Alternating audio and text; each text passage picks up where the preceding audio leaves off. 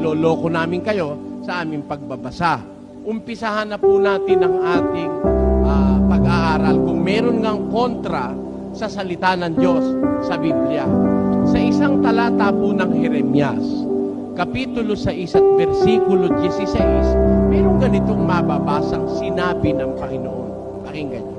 Ganito ang sabi ng Panginoon, magsitayo kayo sa mga daan at magsitingin kayo at ipagtanong ninyo ang mga dating landas kung saan nandoon ang mabuting daan at magsilakad kayo roon. Sino may sabi nito? Ganito ang wika, ang sabi ng Panginoon.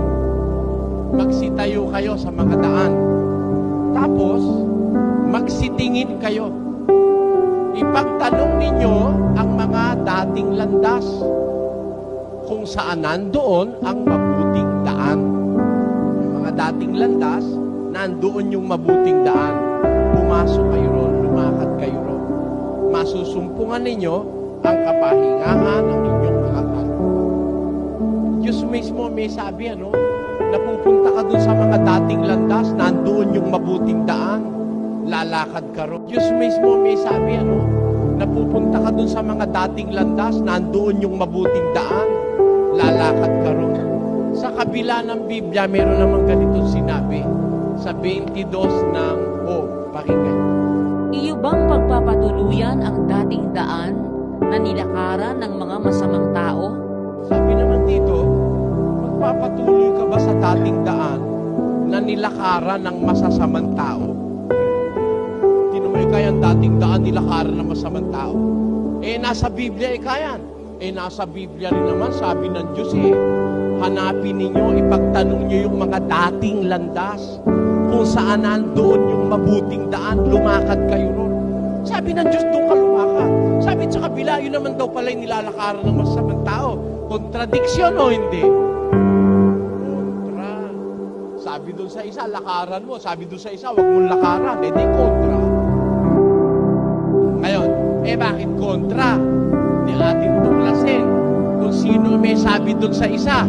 Sa 6:16 ng Jeremias, ang may sabi na ipagtanong yung mga dating landas at puntahan yung dating daan, ang may sabi ang Diyos.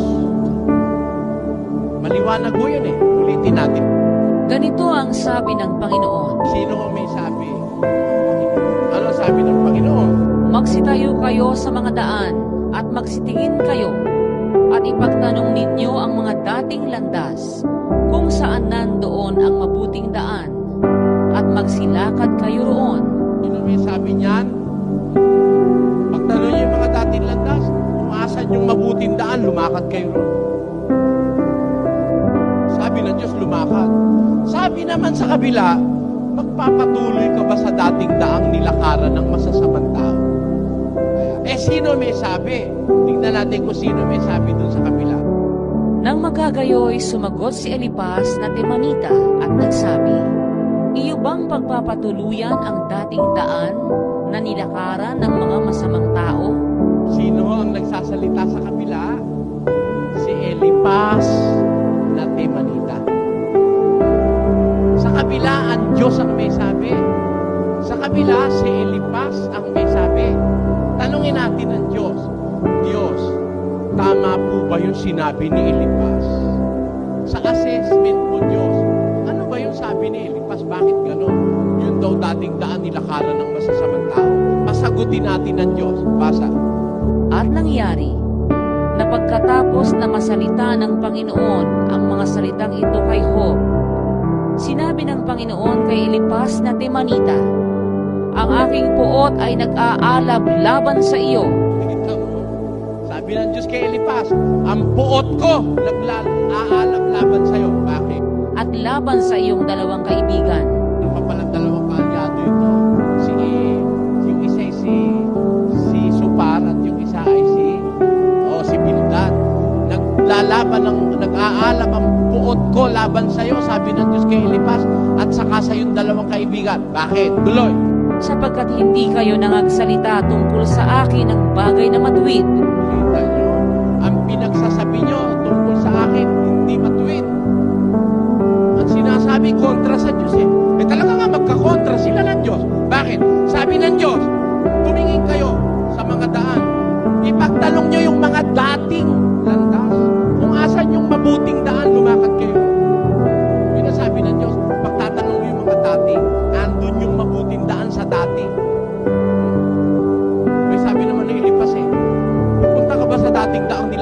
masamang tao.